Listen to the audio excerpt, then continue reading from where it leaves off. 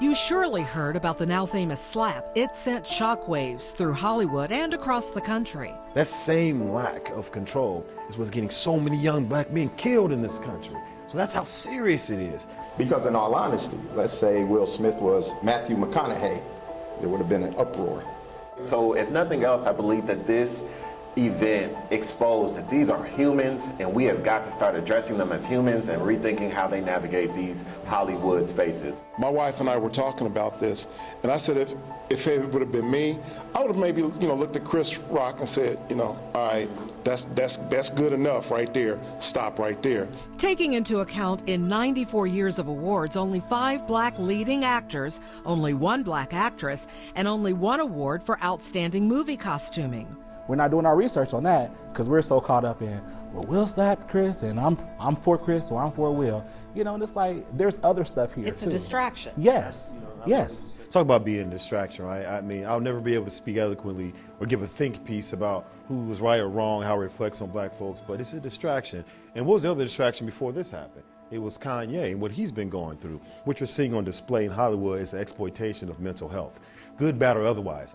And speaking of mental health, I asked the panel who met at the Dayton arcade inside the Tank, inspired by Centerpoint Energy, do non-famous black men seek mental health counseling? Now, therapy is on a rise, and I want to honor that. Black men, if you are out there and you need somebody to talk to, Yes. do it. A lot of people will say, I'm not going to have nobody telling me what to do, or I don't want to share my personal business with them. But I can honestly say, I thank God for my paid friend. Yeah, there you go. There you go. So I think the acceptance for brothers, in particular black men, to go get formal therapy service is on the rise. The awareness is there. The pandemic made it much more accessible. And I think about just even within my social group, it's not just the formal therapy services, but if the church and the barbershop are no longer in, I noticed that my internal group has changed. We say I love you a lot more. The consensus here is therapy is necessary. But when I see my family dying, my lodge brothers are dying, and I can't even go to the funerals. I haven't been at work, but we got to talk to one another. And it's good to get back in the barbershop because I need this brother. I need this brother. I need these brothers. Yes.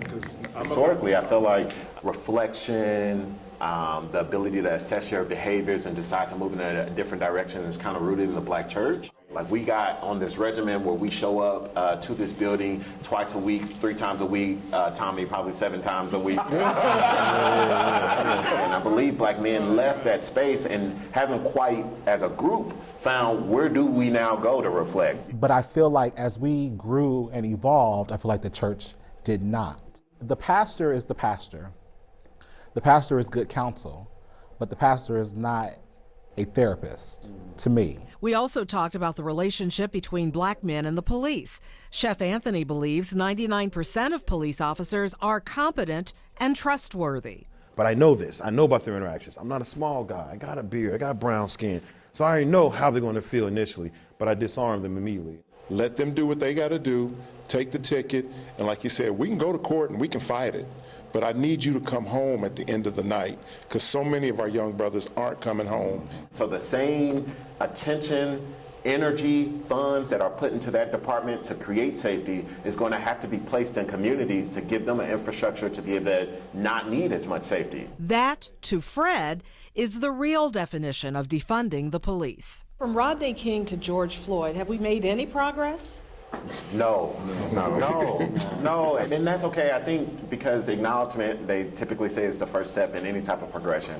The men tell me the election of a black president may have been a forward step. So Barack Obama can't be called upon as a forward step if we have Trayvon Martin in 2013, Michael Brown in 2014. We wrap up our conversation talking about black men living in a non-black world. They say it's challenging, often rewarding, being a son, a friend, a coworker, a husband, a father. It's not as dramatic as is often portrayed. In fact, one man calls it boring, but worth it. Boring is 4 a.m. and my son giving me a hug because, he woke up early and I'm up at the same time. Boring is me making breakfast for these 2 kids, get them off to school. Boring is that drive. It's the routine of fatherhood, but we know how fundamentally and foundationally important that is. That's boring life, but I love it. I just want to be treated equal. The bottom line is we're all God's children. That I am walking this world understanding how I show up as a black man, but also how I show up in a black man in a white world. And so there are always a dissonance, there's always two things happening for me. But the conversation continues on our free streaming app, WHIO TV Now. From the Tank, inspired by Centerpoint Energy, inside the Dayton Arcade, Letitia Perry, News Center 7.